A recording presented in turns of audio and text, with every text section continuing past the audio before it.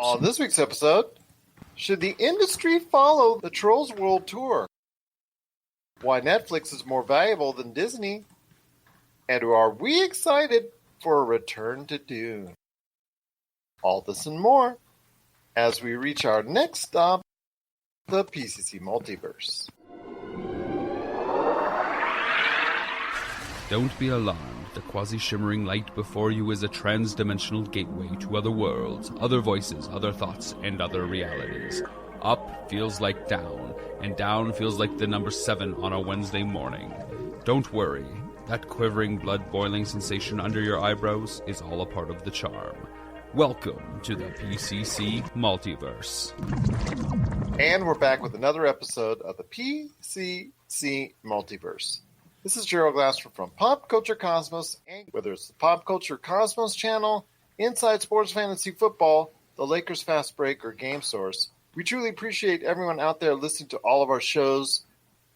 But it wouldn't be a PCC Multiverse without my good friend. He's our own world touring troll for Pop Culture Cosmos. You got to check out what he's doing today at popculturecosmos.com, his awesome podcast, Topicocalypse, and his great book, entitled Congratulations, You Suck. It is my good friend. It is Josh Peterson. What's up, man? Hey, yeah, world touring, but hopefully not as annoying as Trolls. Well, there's some kind of mixed news when it concerns the Trolls World Tour. Some of it good, but what kind of sign does it mean for Hollywood down the road? So we'll talk about that here in a minute. Plus, we've got a lot to talk about when it concerns a new Dune movie, because there's been some on-set pics that have been shown off recently. Are we excited for Dune that's coming out later this year? Plus, also as well, we're going to mention a live-action Robin Hood, and then talk about some shows that maybe you should go out of your way to see right now that are on FX and Netflix. And, of course, we've got Jessica Boggs coming up here in a little bit as well. She and I are going to be talking at length about the Wrestling Wars in part 1 of her April TV update. She's going to be talking about the Wrestling Wars and how it's a little bit lackluster at this point in time. But first, my friend, it is Trolls World Tour. And normally we wouldn't start off an episode with something like that because it's basically a kids' fair movie. It's something that was designed when it was going to be released to the box office, which was supposed to be released to the box office this past weekend.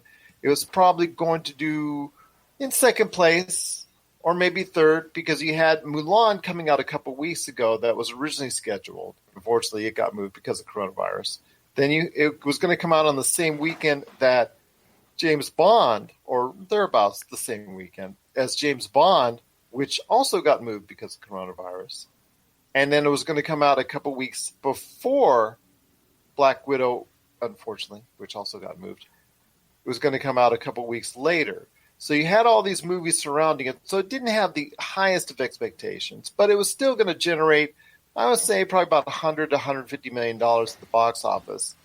But the good news is that if you believe Universal and all that, the highest digital debut ever for just going straight to digital. So it's a good sign for the digital market and what Josh has been saying about people staying home, wanting to check it out. But it isn't going to recoup all the money that a movie like that would normally get. But I want to ask you this, Josh. This is going to start leading a trend into movies that probably weren't going to do so well at the box office, that are going to go ahead and maybe find some life at home digital. But in the case of Trolls World Tour, that would have generated at least enough money to maybe pay for itself before you go ahead and go on home digital. Is this something that you're going to see more of, is where all these first-line movies going ahead and moving to digital? I know My Spy, and there's a couple others that are already on the way. But is this something that's going to be there if you have a movie that's on the fringe of making money or not, just going ahead and say, you know what, we're going to go straight to digital? I don't know about that. I think that Trolls World Tour is unique in the fact that, think about this, we've had all these kids home from school, right? And we've had, parents have been working from home, trying to find things to entertain their kids. Trolls World Tour comes out. The first one was one of the most annoying movies I've ever seen, but at the same time, Kids loved it. We're in this time period where parents are looking for things to entertain their kids, and Trolls World Tour comes out, and that might be why so many people are consuming this film, as opposed to if it were in theater. I don't think it would be getting as much views as it is now. People are just looking for things to keep their kids entertained. And if you go to Target and Walmart too, though, like they're doing a great job of marketing this film. But it just goes back to show you, COVID-19 has changed the landscape of how movies are consumed. I think people are going to be wanting to watch movies from home now. And if a movie like Trolls can work, as far as the budget goes, if it's economically friendly for a studio like Dramwroks to release Trolls straight to DVD, straight to digital, like, it seems like a good idea to me, because, like I said before, like the landscape of film is changing, and COVID-19 is kind of a good time for people to sit back and look at their marketing strategies. It is, like you said, even with this record success for Trolls World Tour, it can't make up for, like I said, 100, 150, maybe even if it was a success, $200 million worldwide, because then you also got to consider it was going to come to home digital at some point in time anyways. Now, mind you, would not have made that kind of money when it went to home digital, but overall, you still got a loss there, because you've got more than one person. When you buy at home digital, you got more than one person that's sitting around the couch probably watching it, or you got the kids watching it, maybe the parents watching it and all that. And instead of going out to the theaters, you're going to lose that income by buying all those tickets separately. So there is going to be a loss of income, but for something like Trolls World Tour, which had some type of anticipation for it by the kids, this bodes well for those type of films that are on the fringe. I know we talked about before in the past My Spy, which kept getting moved from release date to release date to release date for various reasons. Then coronavirus kicked in. Now the studio has said, you know what, we're just going to go ahead and release it straight to digital. There's also another one coming up called The Lovebirds. That's something I probably would have bombed had it been kept in the theaters.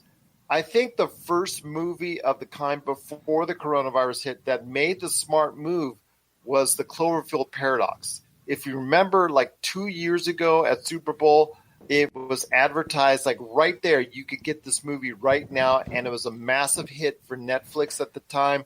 This was a movie that was probably going to bomb at the box office, so that was a smart move.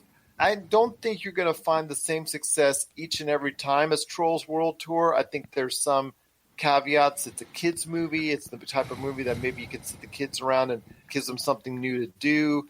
I think there's some caveats as far as what movies you go ahead straight to digital on, but at least this gives a better dynamic on what type of money you can generate.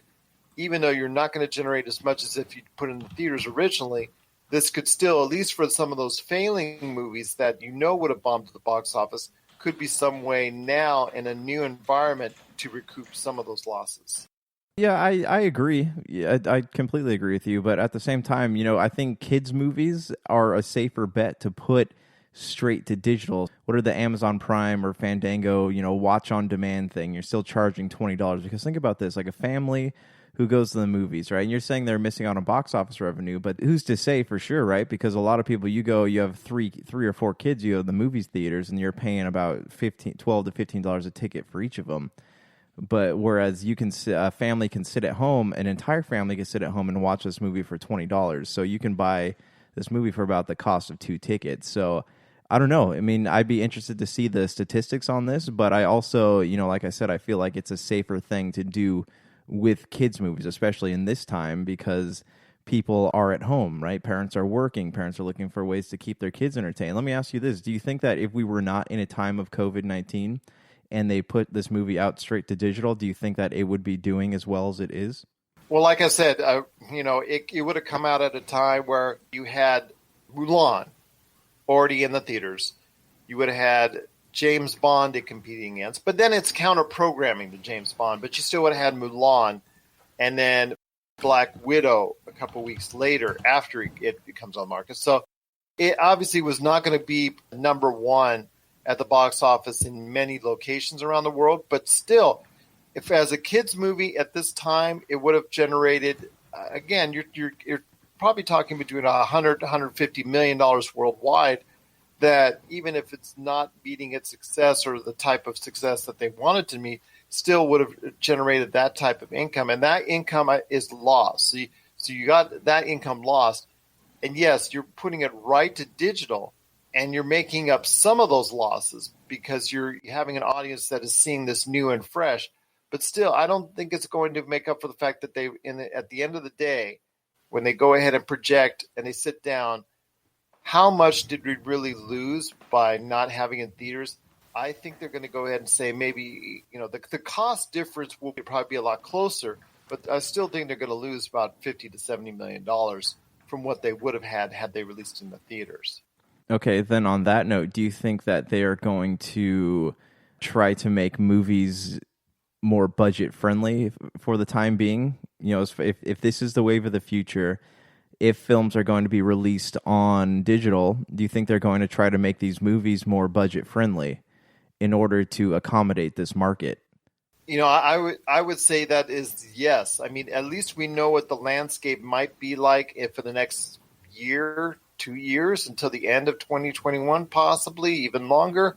So if that's the case, theaters will probably not have the same kind of attendance over the course of the next 2 years, at least maybe until the summer of 2022. That could be that late before people will feel confident enough in going to the theaters en masse. And if that's the case, you're going to have to downscale your projects. You're going to have to stop going ahead and having those big budget movies for the most part that could be adversely affected. You might still have the top end Marvel movies, and DC movies, and those type of, even the Martin Scorsese rumored $200 million movie he's trying to put around either to the films, or even Netflix is maybe interested in what he has to offer with that, with Leonardo DiCaprio and Robert De Niro and all that. But it's those midline movies, it's those lower budget movies. The lower budget movies will still have a place, but it's those midline movies, those $30 to $50 to $70 million movies like Uncharted that we love to point to, that possibly could be affected by what's going on, because studios will now say, are we really sure we want to invest that type of money on something that has no guarantee on making it big at the box office, that has no assurance that it's going to draw people in? Are we just going to go ahead with that type of project? Are we going to scale it back, or are we going to even do it at all? Because I think you're going to have a situation like we do with video games, where the midline, the AA producing companies, they no longer really exist. We just either have the AAA games or we have the indie games that are coming out at this point in time. Yeah, I mean, I feel like there is a market for everything, every type of media that can be consumed. I mean, even you go back to look at Trolls, right? They have the Trolls, the stories that have gone straight to DVD or straight to Netflix. Same thing with How to Train Your Dragon. So I feel like if any studio that makes kids films is set up for something like that, it is DreamWorks. Because, outside of How to Train Your Dragons and Trolls, like they've done stuff with Shrek, so I don't remember a lot of their other animated films off the top of my head. But if anyone can make a budget-conscious film that is going to be straight to DVD release that can be profited on, it is DreamWorks, I feel. So we'll see what happens as we go along. Like Josh has said, the industry, at least for the foreseeable future, is going to be changing and changing dramatically. A lot of these projects, which are talked about and being discussed and possibly in some form or fashion was underway before the coronavirus, may not be after the coronavirus, because these studios either can't afford it or don't think it'll be worth the risk of an audience that may not be as willing to go to the theaters. There's going to be a lot of discussion on which movies will and will not make the big screen. But one thing's for certain, the digital market is getting a lot bigger and bigger, and it's becoming a lot more prevalent, as is the case with Trolls World Tour. So I think in the future, if more semi-big or even big projects come directly to the digital screens, then I think we're going to see a lot more money produced there, which could be at the detriment of anyone wanting to go to the theaters. What are your thoughts out there on the success of Trolls World Tour? Was it a good thing that it did so well on digital, or is it a sign to things to come in the current climate of the coronavirus? Share us your thoughts, popculturecosmos@yahoo.com. Also as well, Pop Culture Cosmos, Humanica Media, and Game Source on Facebook, Twitter, and Instagram as well. You're listening to the Pop Culture Cosmos. For the latest news and information, analysis and opinions on the Los Angeles Lakers and the NBA, check out the Lakers Fast Break podcast today on wherever you get your podcasts. Well, my friend, Dune, we've seen some pictures now. We've seen some stuff that's been released, some more information. A director that you and I are very familiar with, Denis Villeneuve, whose last project, or last major project, Blade Runner 2049, sits very highly on our list. And I think our longtime listeners know how much affection we have for it, since we seem to get a Blade Runner 2049 reference on so many shows. At least once a month it seems to be happening at that point in time. So it has left an indelible mark. And in fact, in our top 10 movie list, which I just accumulated so many, and if you still want to turn in a top 10 list, you're more than welcome to at popculturecosmos at yahoo.com. But you saw that the Blade Runner 2049 is so high up on your list. It's on my list, so I want to hear your thoughts. Are you excited for Denis Villeneuve delving into the world of Dune? It's not been something that's gone and been done well on a big screen or even on a TV screen. The TV miniseries was bleh.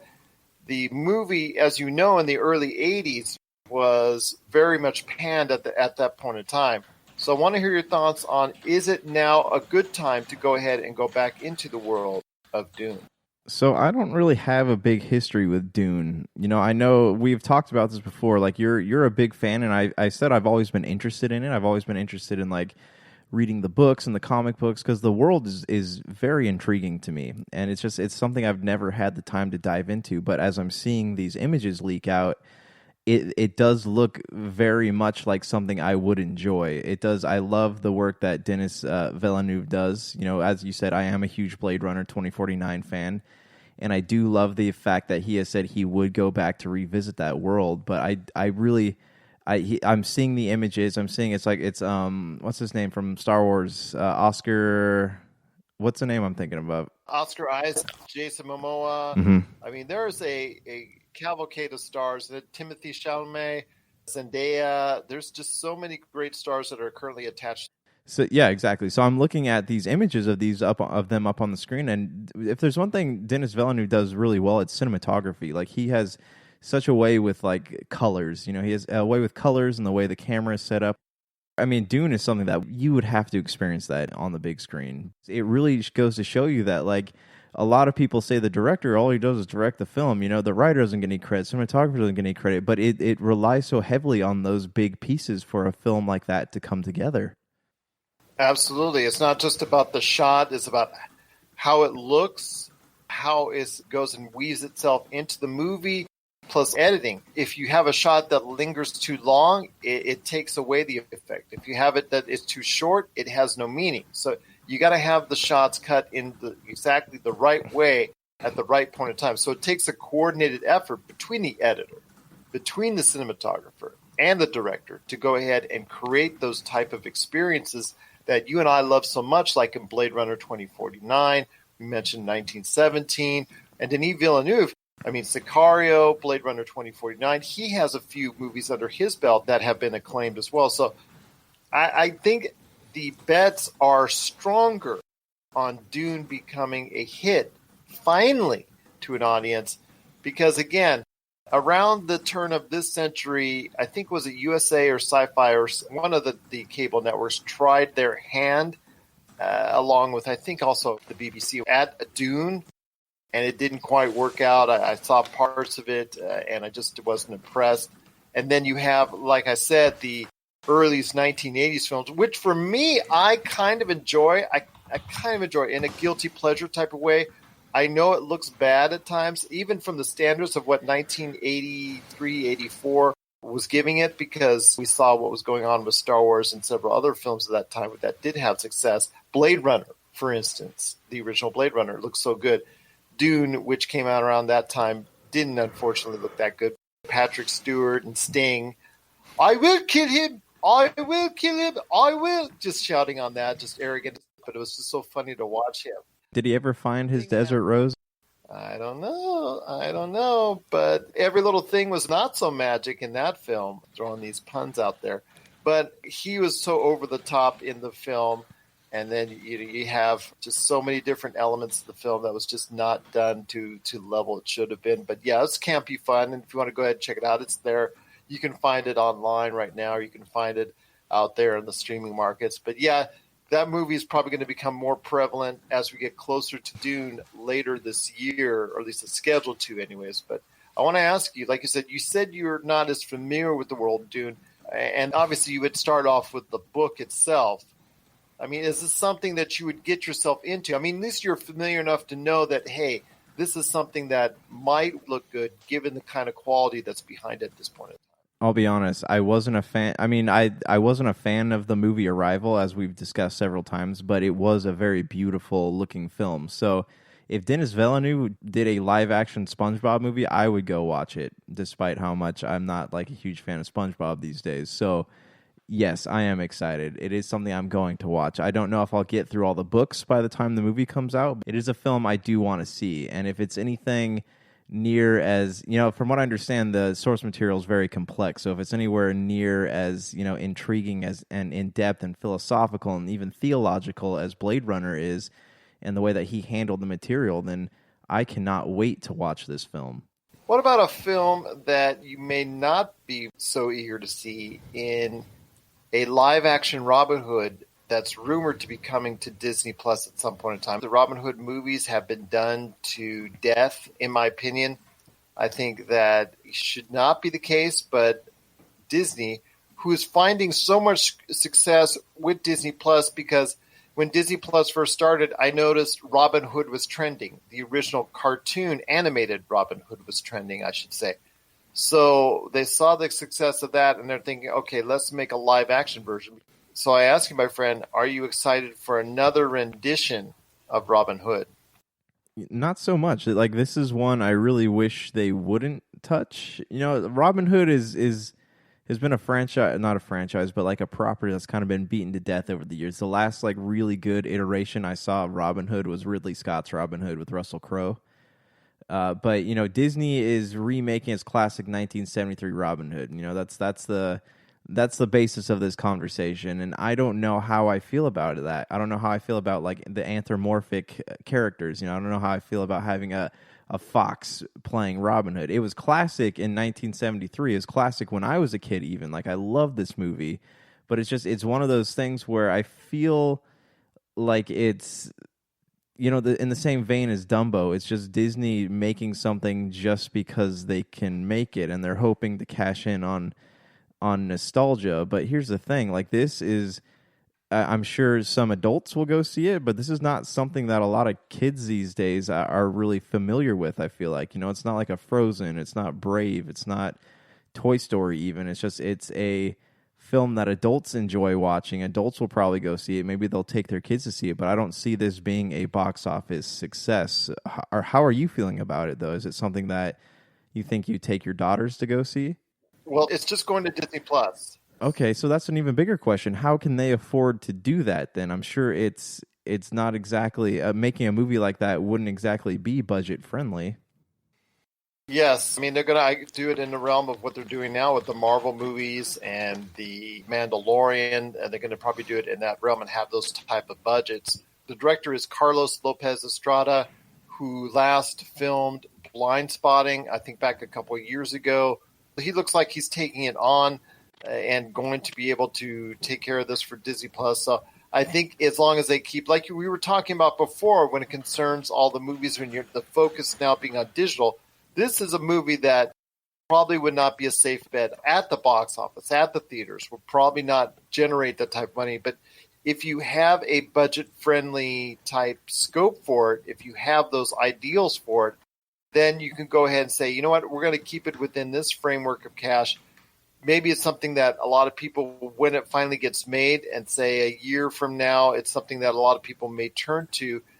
Disney Plus has got to start looking to making more original content. You and I have spoken about that before, and that's something that definitely has to work in their favor because they now have a large audience. They now have over 50 million. They just announced it, 50 million subscribers. They have to look at and see this in a context where they have to create a lot of original content. And if they keep this budget friendly, you know it's going to get watched simply because it's on Disney Plus. I didn't say it was a good move. I didn't say it was a move I want to happen. I just know if it's done in a family-friendly type format, which you know it's going to be on Disney Plus, just because it's there, it's going to be watched. I mean, take a look at the stuff that's hitting Netflix. I mean, when you have the Big Show, you have also as well Tiger King, but mainly Tiger King is still thought of in a decent context.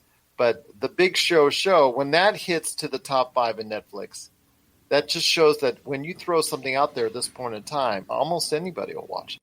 Yeah, I mean, I think you got to consider heavily the climate we're in right now, though, too. A lot of people are home from work looking for things to binge, looking for things to keep their attention occupied. Like, I'll be honest, like, there are some movies that I have watched on Netflix, you know, because I was bored, and shows that I would never have even, like, thought about watching. You know, Tiger King is a great example of that, right? It's something I would have never taken the time to sit down and watch unless I really had nothing else to do. So, you know, and Disney is weird in the fact that, like, I know they had a lot of things they were planning on releasing in theaters that went to Disney Plus, like Stargirl, for example.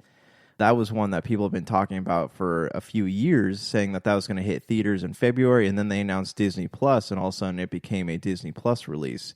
I don't know how good it is. I don't know if people have watched it. I've been curious about it because I taught the book to my 6th graders. But, you know, if you look at the opposite side of that coin, though, you have Lady and the Tramp, right? It's based on a beloved property, but it kind of flew under the radar. People didn't really know it existed. And when they finally did watch it, they came back thinking like, oh man, this movie's not that great. So, you know, taking a movie, if they're taking such a classic, it's going to be, there's not going to be an in-between for it. It's not going to be something people are going to be like, it was all right. It's either going to be something that is really good or it's just really bad. And no one will ever talk about it again. It'll just get buried in the plethora of things on Disney+. And there's a lot of projects right now on Netflix that can say the same thing. And I think we're going to start seeing that with Disney+. I mean, think of it like shovelware on the Wii. You're going to see eventually a lot of shovelware on Disney+, like you do already on Netflix. Well, it's like Steam, right? You have all these games where people are making dumb things. Like, if you want the KFC Colonel dating simulator, like, it's just things people make to pass the time. Exactly. And there's going to be a lot of movies there that just get watched because people are bored. So we're going to see a Disney Plus version or rendition of Robin Hood in the near future. Is this something you'd be interested in, going back into the realm of Robin Hood? Share us your thoughts, popculturecosmos at yahoo.com. But also, if you can, please let us know your thoughts on Dune. And would you be excited for a new rendition of Dune, which we are more excited for? That looks like it'll be coming to theaters by the end of this year, at least scheduled as of now. So let us know your thoughts on Dune and Robin Hood at popculturecosmos at yahoo.com. Well, coming up next, it's our good friend Jessica Boggs. She and I are going to sit down and talk a little bit in a part 1 of our April TV update about the lack of wrestling wars. And we'll get to a little bit more in detail about why the wrestling wars at this point in time are a little bit disappointing, coming up right after the break. And then also as well, Josh and I are going to be talking about some shows that are must-see TV right now. And then going back to Netflix and Disney, why Netflix could be more valuable right now than Disney. This is the PCC Multiverse.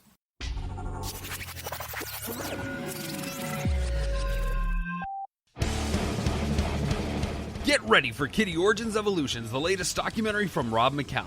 Thrusted into heavy metal stardom as teenagers with their debut release, Kitty has thrashed and conquered the heavy metal world for the past 20 years. Kitty has defied industry norms, fought back against women in rock stereotypes, and inspired generations since they appeared. And now, for the first time, they've decided to share their untold story. Generously peppered with archival footage shot by the band, this film gives you an honest and brutal look at what it takes to survive in the music industry.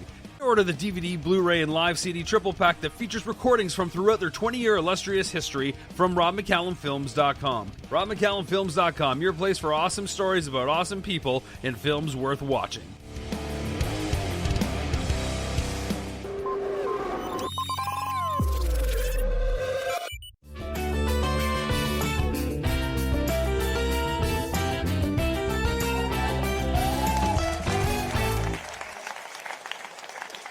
All right, and we're back with the Pop Culture Cosmos. It's Gerald coming right back at you here, and it's that time. That's right. It's a TV update for you.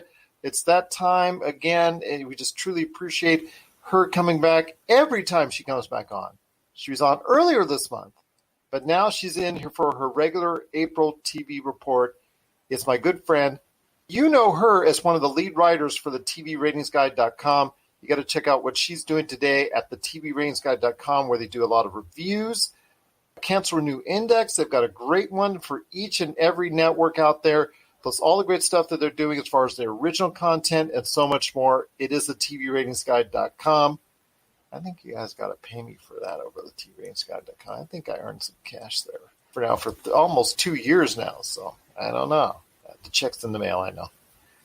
It is my good friend, Miss Jessica Boggs. And Jessica, great to have you back on the program one more time. In cable right now, who's seeing the biggest decline? I'm guessing we're moving on towards Wrestling Wars. Oh, yeah, well, that's where we are. And first off, before we go into the Wrestling Wars, I've just received word that unfortunate passing. I don't know why it's not said as of yet, but as of this recording, WWE longtime ring announcer, Howard Finkel. I mean, most people know him as the Fink. He was there for many WrestleManias, many Madison Square Garden matches that took place. Some of the biggest matches in WWE history he has ring announced for. He unfortunately has passed away at the age of 69. So our thoughts are with his family and also the WWE universe, and it's a very sad sign indeed, but paying our respects here at the Pop Culture Cosmos for everything he contributed. But speaking of the Wrestling Wars, and I'm just going to say right now, people are not liking the closed arenas. I think they thought it was a novelty at first, and the numbers were remaining somewhat decent in the beginning, but people are liking it less and less and less, and I understand just the sheer monetary value of having the crowd there, obviously, because you're generating all more income and all that. But I think for the television viewer, they are desiring it as well, because after the WrestleMania that took place, it's obviously not led to better ratings, which it usually does as a short-term spike each and every year. It's leading to a much bigger downturn and some historically bad numbers for Raw and also AEW as well. Well, yeah, I think on WWE, you can, in the long term, you can definitely see Vince McMahon playing somewhat of a factor, because there have been reports that he refused to stop live events on the wrestling front. I mean, just put repeats on. Don't risk the health and safety of the wrestlers themselves.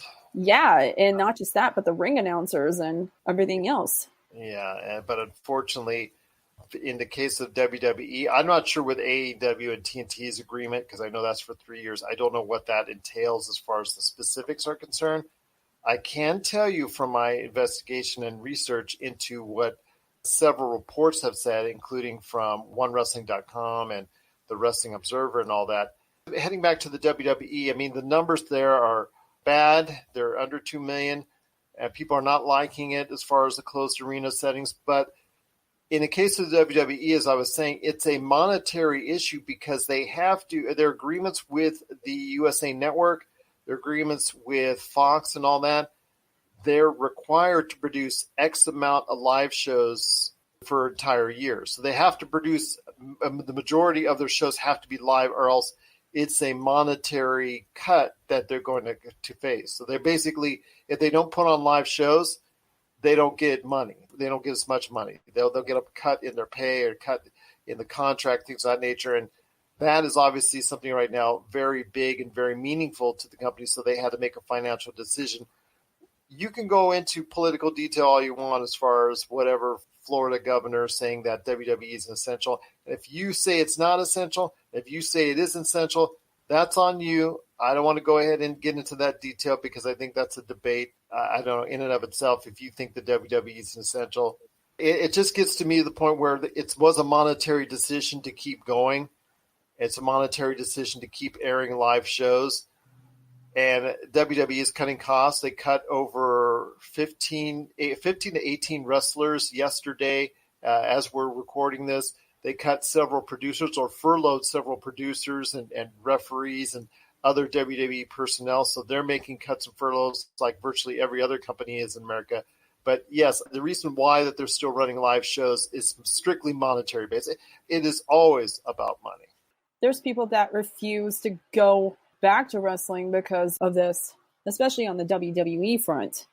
Absolutely. And this is, I don't think it's going to permanently damage the company because obviously they were just one Stone Cold Steve Austin away from getting back to a boom in wrestling. And they're always one Stone Cold Steve Austin attitude era away from that type of deal. I mean, you're always trying to recreate that popularity. And so maybe someday down the road, they will have that once again, that will spark the interest of general consumer audience. It's not right now, but maybe someday they will. Same thing with AEW. They're just one superstar away from really attaching itself to a larger audience. That's always the case with pro wrestling. But for right now, they are seeing some downtimes, but there are some necessities at hand that they're having to go through.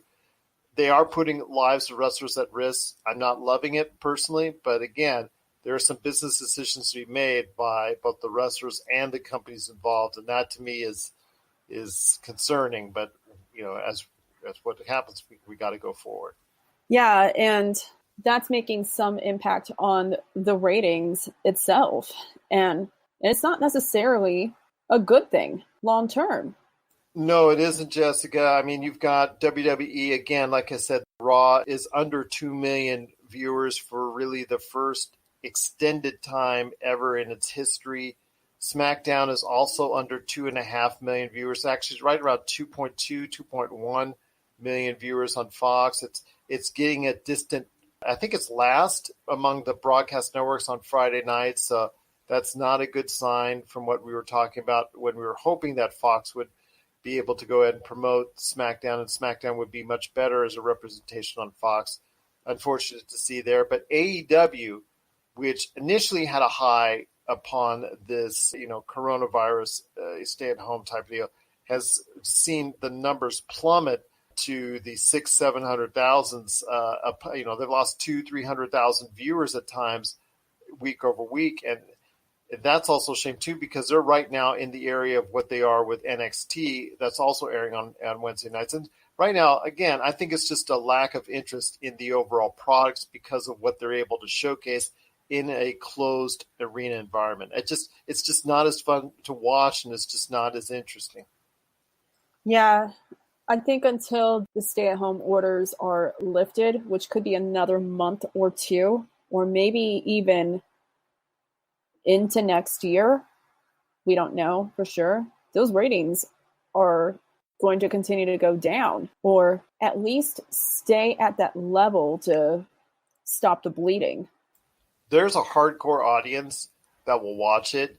We're now seeing what that hardcore audience amount is, I think. I don't think it'll bottom out much more on the WWE and on AEW side, but it's getting close to the bottom. I think there's a floor that there's a hardcore audience that's going to follow it no matter what.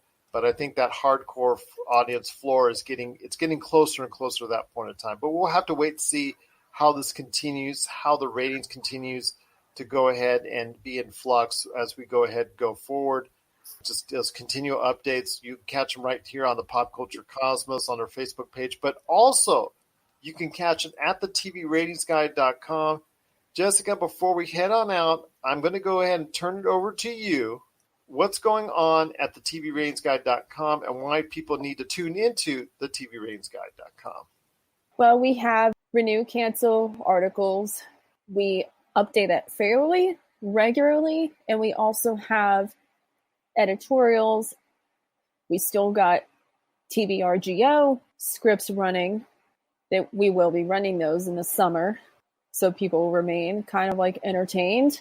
Plus, we have an off-topic thread where people just congregate in the comments section, talk about whatever bothers people or whatnot. That's literally the contributor hub at the moment. But also, we have the sitcom scorecard put back, and we do have a few new guest contributors, but not official. Yeah, they've been posting under TV Ratings Guide account, though that's just recently been sent on email. And you could find out more on everything that's available today for the TV Ratings Guide at theTVRatingsGuide.com. You should follow them on social media where you get the updates there, but you also can go to theTVRatingsGuide.com, again, for their original content, all their contributor posts, all the stuff that's going on with their Renew Cancel Index, the sitcom scorecard, reviews, so much more. It's all available today at theTVRatingsGuide.com. Well, my friend, it's been great talking to you once again. I cannot thank you enough for stopping by. Any last thoughts on the way out? Make sure to keep watching television, or else the ratings are going to continue bleeding for the long term. And in case of some shows, some networks, and the Wrestling Wars, it is bleeding heavily right now. No pun intended there. But there's also the fact that there's a lot of shows that are benefiting from this time in the stay-at-home quarantine area. Jessica, I wanted to say to you and to everyone out there, please stay safe. I hope everyone continues to be healthy out there. Hope everyone continues to listen out there to what's going on here, but also check out everything going on at the TV Ratings Guide. Stay healthy, stay safe. I'll definitely be coming back. Once again, it's Jessica Boggs from the TVRatingsGuide.com. You got to check her stuff out today and all the other great articles and reviews and so much more at the TVRatingsGuide.com. My friend, it's been great talking as always. Cannot thank you enough for being part of the pop culture cosmos.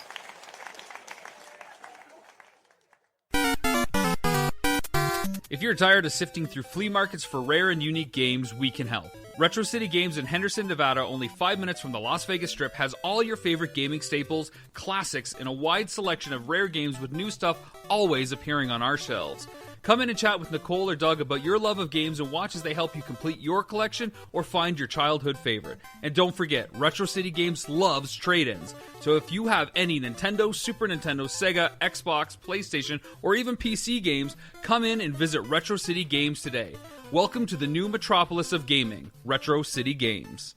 Check out what's been going on with the Pop Culture Cosmos Show and the PCC Multiverse. I see the potential for basically like another Netflix kind of paradigm shift where here comes this other major player. They have a ton of resources. Apple could change the way that entertainment is consumed. They say it's the only time this year that you'll have stars from each brand battling each other. And we know it's not going to be the case, but they like to say that, and more power to them, I guess. Well, it's a big first step, bringing all those superheroes together. There were definitely some parts of the movie that I really enjoyed, and then there were some parts that I thought just kind of fell short of expectation. Part of it has to be something to do with how it's being promoted, and this is a thing where audiences do not agree with critics. That's the Pop Culture Cosmos Show. And the PCC Multiverse, every week on Apple Podcasts. And over a dozen of your favorite streaming and podcasting options.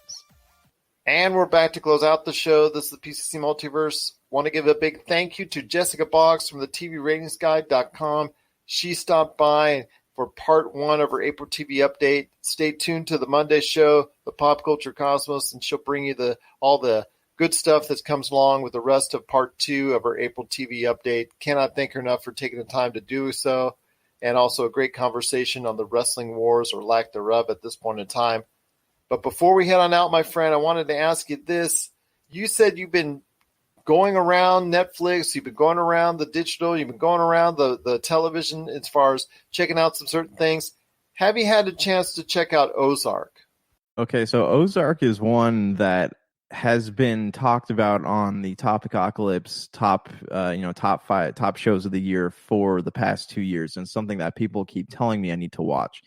Big Dog and Brett are always going, do you need to watch Ozark? It's not something that I have had time yet to sit down and watch. And when I do, something else pops up that might be more intriguing to me. So it's something I need to have the self-sacrifice to sit down and watch. I have not seen it. I've heard great, absolutely fantastic things about the show. It's got a really, really great cast, and I have plans to watch it. But have you seen it? What are your thoughts on it? I have had a chance to check it out. I know Brett Allen of the Open Mic podcast, he asked me to go ahead and check it out. it is trending between and toggling between number 1 and number 2 between that and Tiger King right now on Netflix. So it is something that is finally getting its just due. I think in a different climate.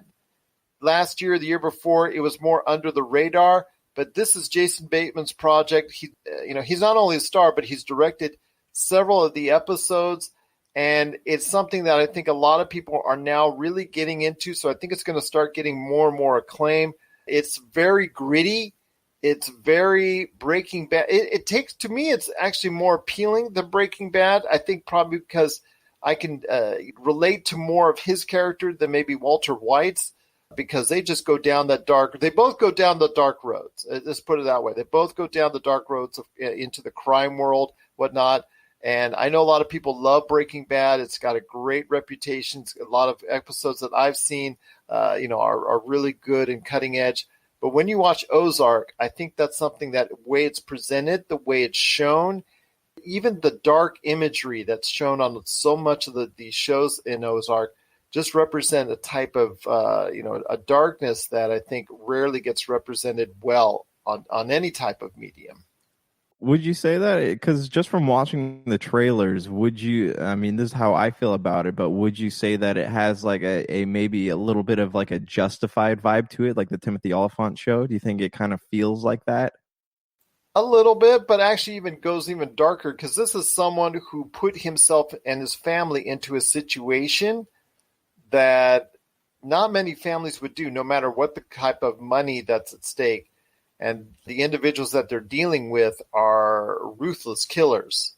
And this is something where, for instance, Breaking Bad, let's go back to Breaking Bad. I mean, Walter White, it was really only himself into that type of situation for the most part, that he put him and Aaron Paul, because they knew what they were doing. This is where the whole family, including the kids, they know what dad's doing. They know what type of trouble he's getting himself into, and they are experiencing this stuff firsthand on occasion, which borderlines on the shocking, because that they're involving the kids into this type of scenario. But I think that's what makes this show a lot edgier, is the fact that they're willing to go with, a character of Jason Bateman's stature, because Jason Bateman, you don't think he's the type of guy that could lead this type of project or put himself in that type of position of being the money launderer for drug cartels and all that. But yet it works, and it works so well because of the fact that you're seeing it all through his eyes, but not only that, his family as well. And it works so well because it does so many things differently than anything I've seen before. Yeah, you're right. Just from what I've seen of the show and the trailers, it looks like it goes far beyond the typical drug cartel story, right? It looks like it has a lot of layers to it, and those are it feels like it is made not just by a good not producer, but good like directors behind the chair, but it also feels like it is very well written, and there's a lot of character development involved. So that's why it's something that I don't want to just watch in passing. I want to sit down and actually get into this show and devote the time that I need to fully, envelop myself in the story. And another show that I think you should get into, and a lot of other people should get into, is something that I think a lot of people are familiar with what we like, and that's Taika Waititi. We love his stuff. We love his movies that he's directed in the recent past. Obviously, Thor Ragnarok comes to mind with a lot of people. But one of the movies that he made was a mockumentary in the past called What We Do in the Shadows, which follows a group of vampires in a modern day setting, and it's just really a hilarious movie, and I highly recommend it. But FX in the past couple of years since season 2 has recreated that. I think he's one of the executive producers on it still, and that is What We Do in the Shadows for FX. It's now in season 2. It's getting a lot of acclaim, and the movie itself was hilarious, and this TV show that it now has, and now is with different actors that are now playing a lot of the roles in there. It's creating a lot of dynamics within the tried and true tropes of the monster genre, but it's playing it in such a way that it still finds it fascinating. And it shows, Josh, that, not all the great ideas were just in the movie, that there's a lot of great ideas they can continue to pursue with What We Do in the Shadows. I mean, just having vampires over for your Super Bowl party, to me is a joke in and of itself right there.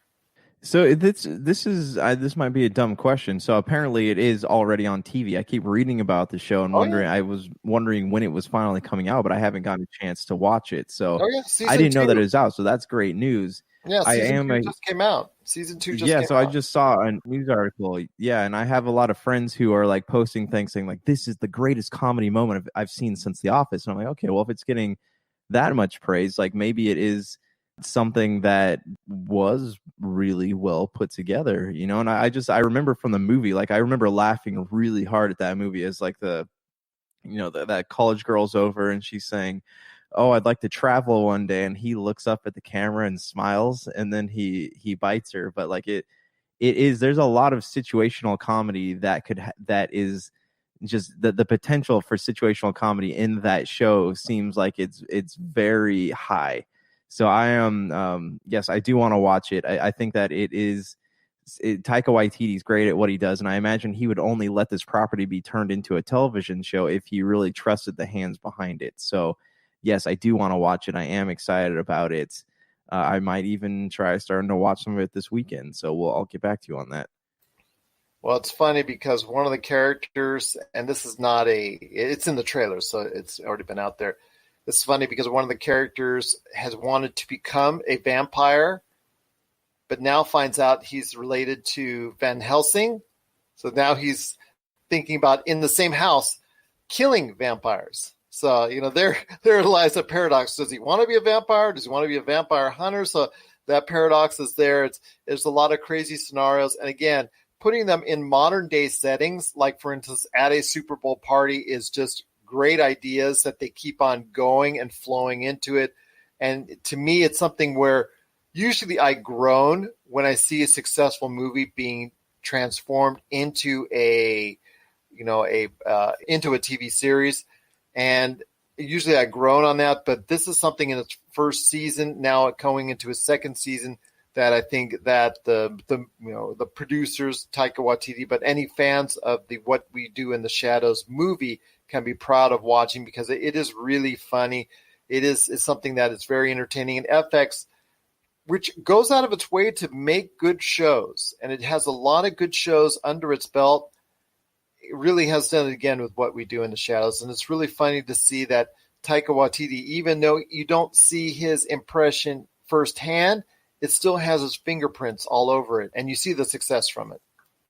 Yeah, and it's always, I imagine too, like as a writer, creator, director, like Taika Waititi probably sits back and is watching what other people are doing with his work and being, you know, fascinated by it, or he's proud of it. Like it would have to have his stamp of approval, I imagine, if he's on the board as like a producer, right? So it would be cool to be in his shoes to kind of see like a different take on what he created. I would love that myself. So this does sound like a really cool project.